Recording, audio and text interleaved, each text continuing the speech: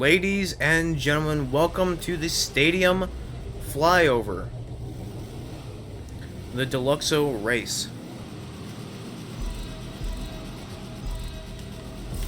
Getting that turbo boost off the start, unlike very many other people in this race, I am catching up to first place, and first place cut me off, so I have hit them, and of course, GTA's race fashion, first place spun me out. Unfortunately, whoever hosted this race did turn off slipstreaming, so I can't get faster speed by following close behind someone and catching their draft. Like many races, is a very key factor too. But let's see if we can keep up and catch up to first place after the original first place spun me out.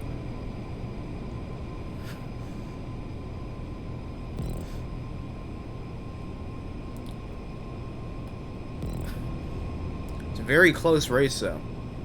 Unlike many races, even though there was a huge crash at the start, everyone does seem to be keeping up. First place has decided to go with a very high altitude approach, as I'm going to go for a low altitude approach so I can hit the ground with my wheels faster, putting me in first place. Second place is really close to me. Almost seems like he's trying to catch that slipstream when there really is none activated. They have gotten first place doing so, but the running through the tunnels may change that, as I do steer through the tunnels, even though the G-force of the tunnels would turn me as it is. I'm going to try and keep momentum as I attempt a wall ride,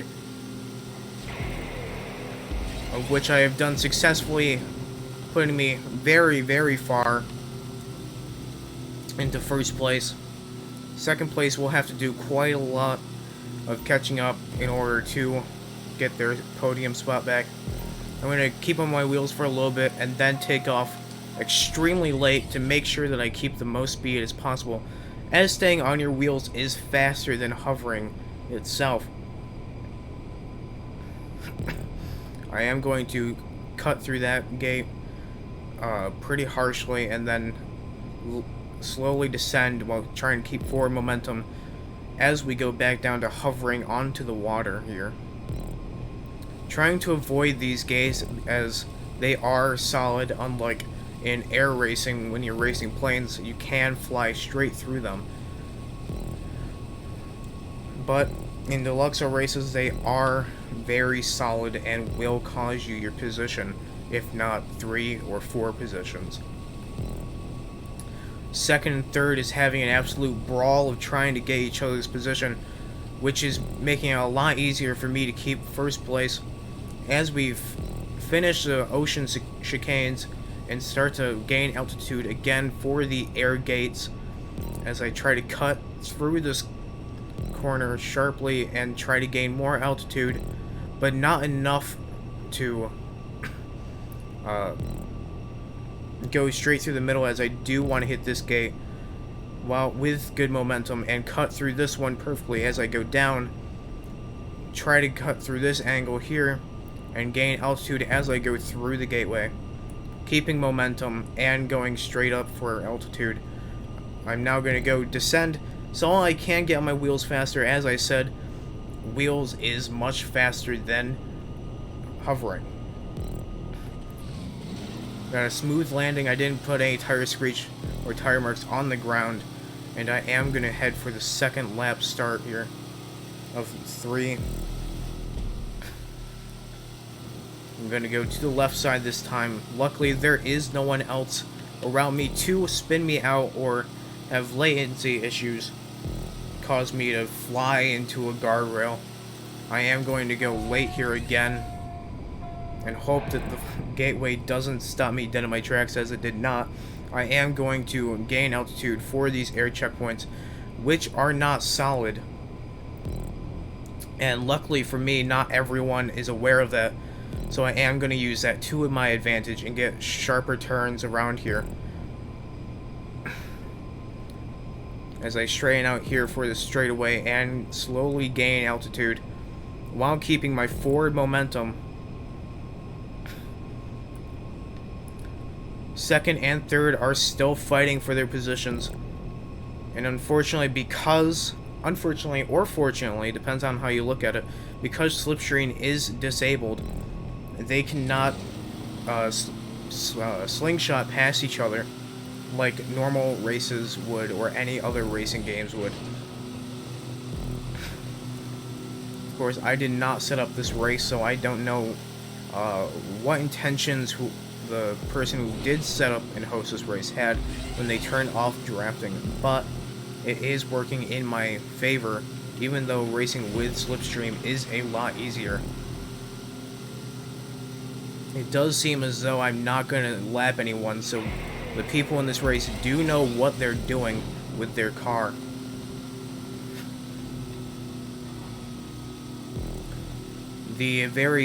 I'm not sure if it's morning or evening. Let me check real quick. It's 6 a.m. in game time, which is cause for very, very dark tunnels and making it a lot harder for me to see the turns as I go through checkpoints. But I will be going through the first air gate now on the second lap. As I slowly descend, again keeping my forward momentum quickly so I can gain more distance from second place. It does seem as though second place has gone farther away from third place, and the fight to keep those two positions has calmed down a little bit because there is about a quarter of a mile in between them. Again, I'm going to try and take sharp turns here while also trying to avoid the air race cones because they are very solid unlike normal races.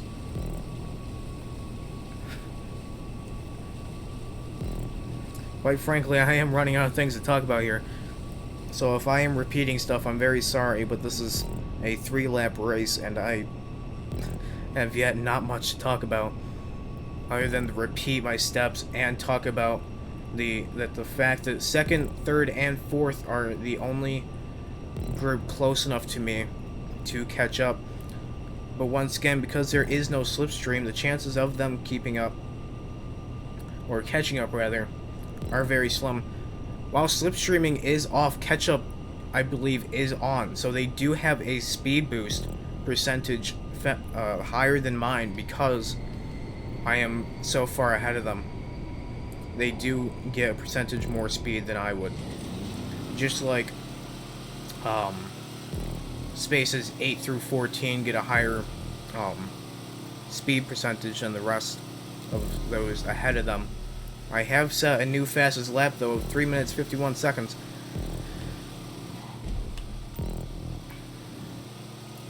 Which I am unsure of, but might be the best lap out of everyone in this race so far. Fortunately, until the end of the race, I really cannot tell. Oh! Except for the fact that second place just received a... Oh, not second place. What place are they? Placement number 4 did get a faster lap than me. By exactly 6 seconds. Again, I'm going to try to keep my corners through here without losing momentum as I turn.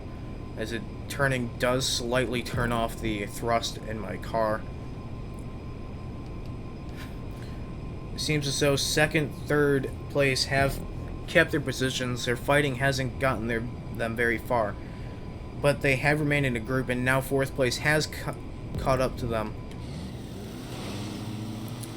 Unfortunately, because there is no slipstream, they will not be able to keep up quickly unless I crash out or make even the simplest of mistakes throughout these tunnels and spin myself out.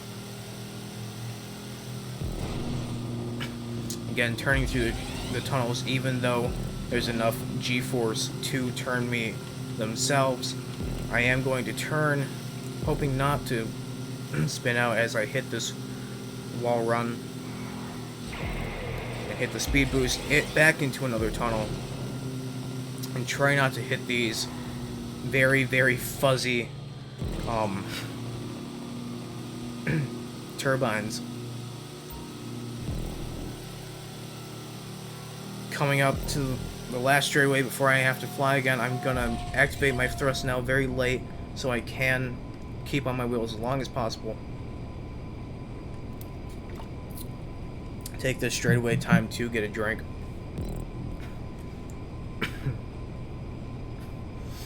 As I lower myself so that I can go back to hovering.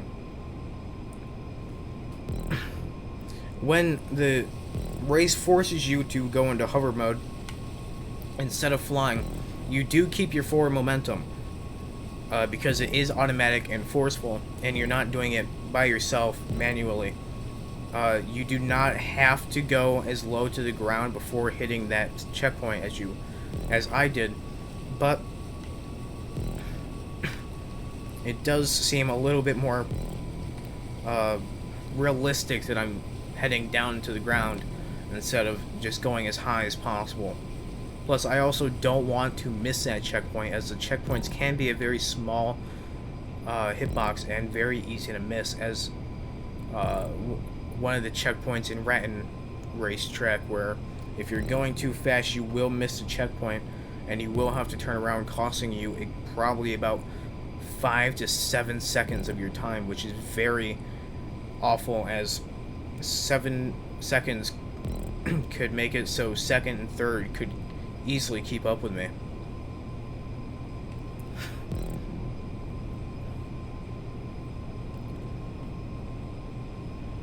Again, lowering myself as soon as possible so I can get on my wheels faster as I come around to the last bend and into the finish line with a time of 3 minutes 52 seconds.